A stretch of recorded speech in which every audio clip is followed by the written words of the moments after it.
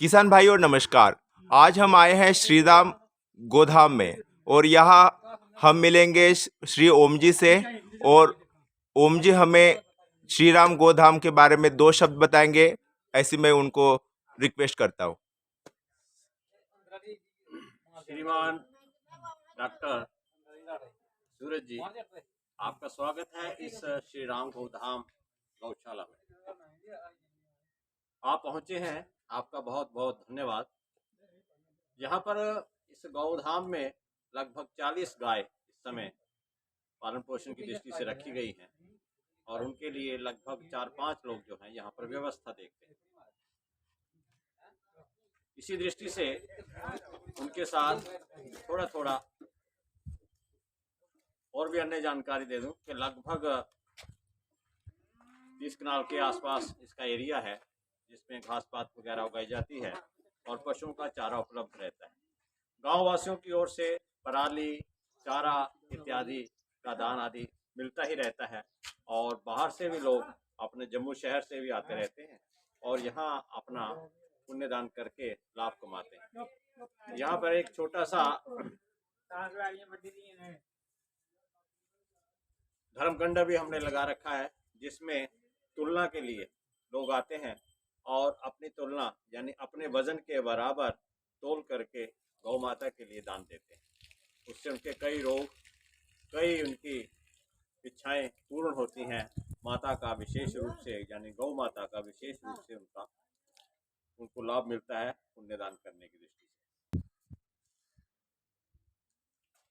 आप देख रहे हैं धर्म कांटा, इसमें लोग अपनी तुलना करने की दृष्टि से इस गौशाला में पधारते हैं और अपने वजन के अनुसार, अपने शारीरिक वजन के अनुसार इसमें कई प्रकार की चीजें वो दान करते हैं, जिसमें चारा, अन्न, गुड़, सिक्के, पैसे आदि अपनी तुलना के बराबर इसमें दान करके इस गौशाला के लिए जाते हैं, जो फिर गौ माता की दृष्टि से, उनकी पालन पोषण की दृष्टि से उनकी व्यवस्था में वो सारी पैसा और अन्न या चारा वो जो है उनको खिलाया जाता है। इससे एक विशेष पुण्य के वो लोग भागीदार हो जाते हैं।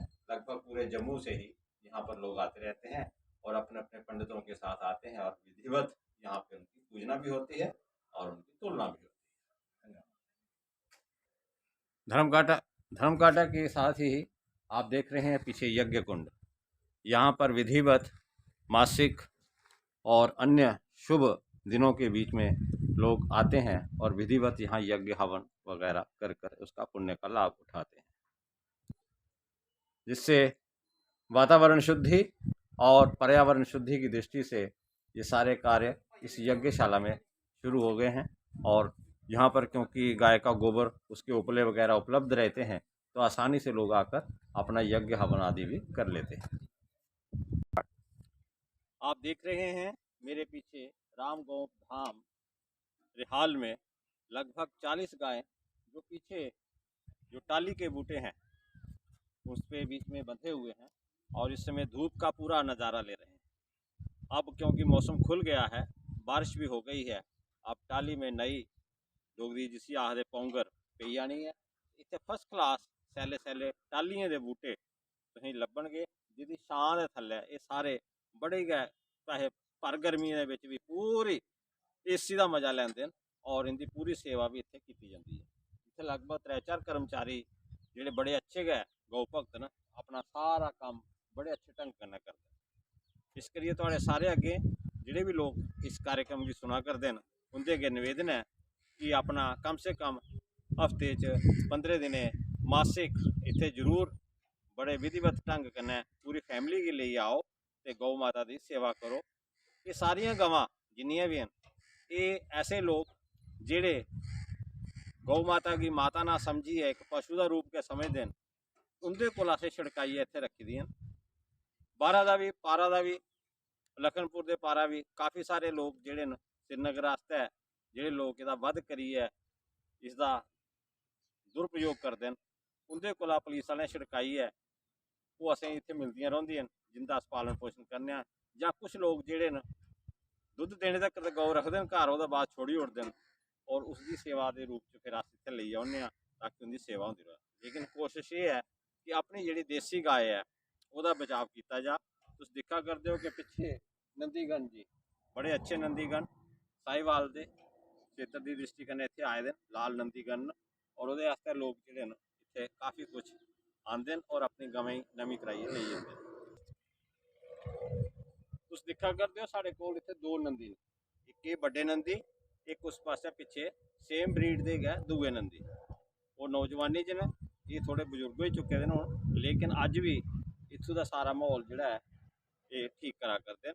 और आस पड़ास के सारे ग्रां के लोग जिंदे कोल देसी गवां हैं या अच्छी नस्ल दी गवां हैं इंदे कन्नै नवियां करांदे न, जिहदे कन्नै इस पूरे इलाके साढ़े अच्छियां गवां का एक वातावरण बना करता है। उनकी अच्छी ब्रीड जिहड़ी है मॉडिफाई होआ दी है और अच्छा दुध देने वाली गवां जिहड़ियां इस रिहाल के अगे पिछे ग्राएं में बल्ले बल्ले बधा करदियां। लगभग तुसीं दस्सिया कि 40 साढ़े कोल इस वेले इत्थे हैन और कुछ दूइयां जातियां भी जिहड़ियां हैन ओह भी हैन।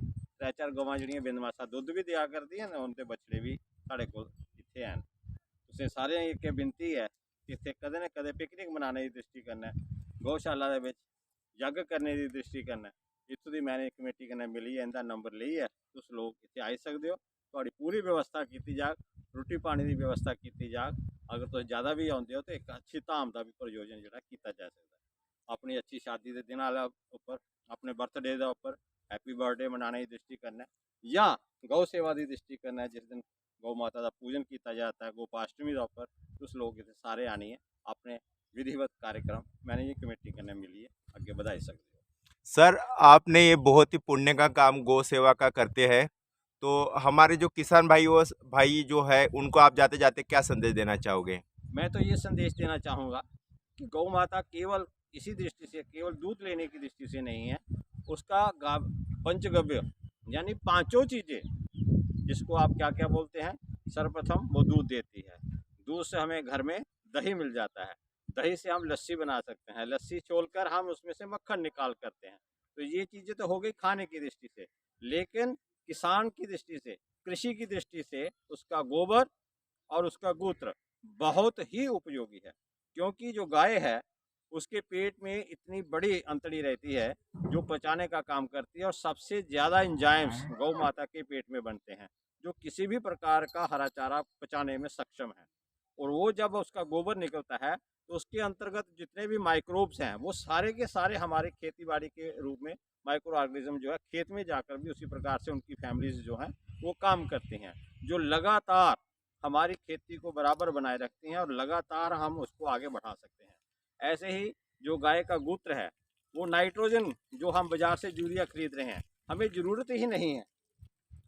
इस गाय के मूत्र को हम लोग अगर अच्छे ढंग से उसका सुबह उठना जब होता है तो उस समय वो अपना मूत्र छोड़ती है, तो उसको अगर प्रिजर्व कर लेते हैं तो हमारी नाइट्रोजन यानी यूरिया बाजार से लेने की हमें ज़रूरत ही नहीं पड़ी।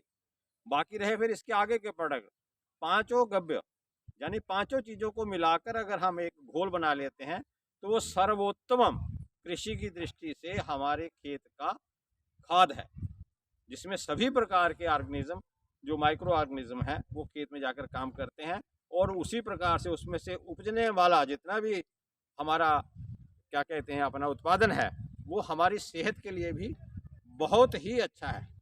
अन्यथा जो हम केमिकल फर्टिलाइज़र अपने खेतों में यूज़ कर रहे हैं उसका तत्व जो जो हमारे अंदर जाता है, जो हमारा शरीर पचा नहीं सकता और उसके कई प्रकार के रोग जो हैं, बहुत बड़े बड़े रोग, हाई फाई रोग जो हैं हमें लग रहे हैं और हम अपना पैसा सारा वेस्ट कर रहे हैं। इसलिए आप सबसे निवेदन है कि अपना पैसा इस कार्य के लिए लगाएं, इससे आपका पुण्य बढ़ेगा और आपकी सेहत भी बढ़ेगी और आपका परिवार भी शुद्ध सात्विक होने में संपन्न हो।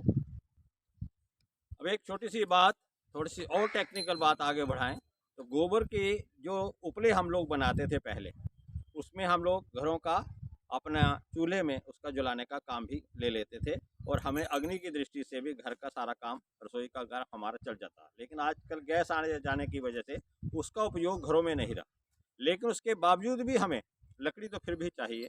जब हमारा अंत समय हो जाता है तो हमें जब जलाने की दृष्टि से ले जाया जाता है तो वहाँ भी कितनी लकड़ी, लगभग 7-8 क्विंटल लकड़ी हमें हर एक शरीर को चाहिए। तो उस दृष्टि से भी हमें वन काटने पड़ते हैं, लेकिन अगर हम गोबर जिन लोगों के पास है, जितने भी डेयरी वाले लोग हैं, वो लगभग 40-50 और मैक्सिमम अच्छे ढंग की 1 लाख रुपए तक की एक मशीन आ जाती है जो लकड़ी बनाती है गोबर की।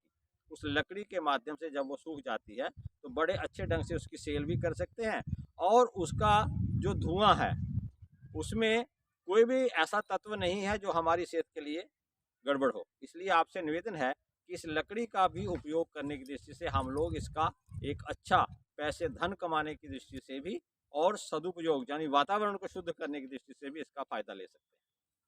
धन्यवाद सर जी, आपने जो जानकारी हमारे किसान भाई को दी उसके लिए आपका बहुत बहुत धन्यवाद।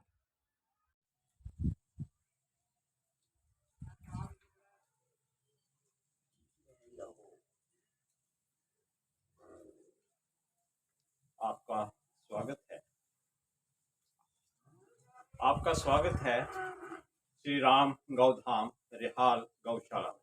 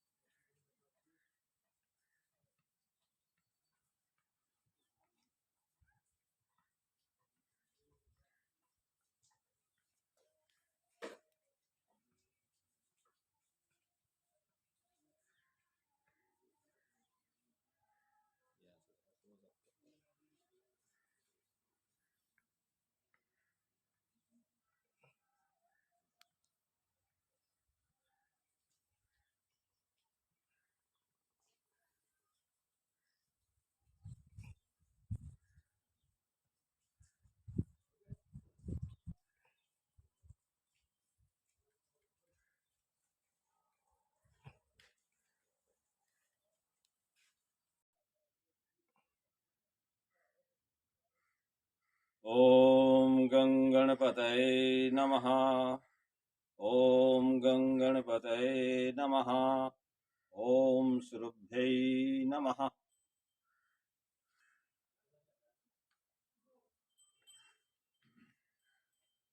ये है अपनी श्री राम गौधाम गौशाला का शेड, जहाँ पे गायों के लिए चारे की, पानी की आदि व्यवस्था है, रहने की व्यवस्था है। ये गांव वासियों के माध्यम से ही ये सारा खर्चा किया गया है, या गौ भक्त जो जो इस कार्य को श्रेष्ठ समझते हैं, गाय को माता मानते हैं, उनके द्वारा दिया गया दान इस कार्य के लिए सिद्ध हुआ है। इस गौशाला में लगभग 40 गाय इस समय 40 गाय पल रही हैं। एक घोड़ा है, एक गाड़ी है छोटी सी चारा ढोने के लिए, और इसके साथ साथ उनके छोटे बच्चे बछड़े भी यहाँ पर उपलब्ध हैं। गांव के और जम्मू शहर के लोग यहाँ पर कई कारणों से इस गौशाला में पहुँचते हैं और अपना योगदान करते हैं।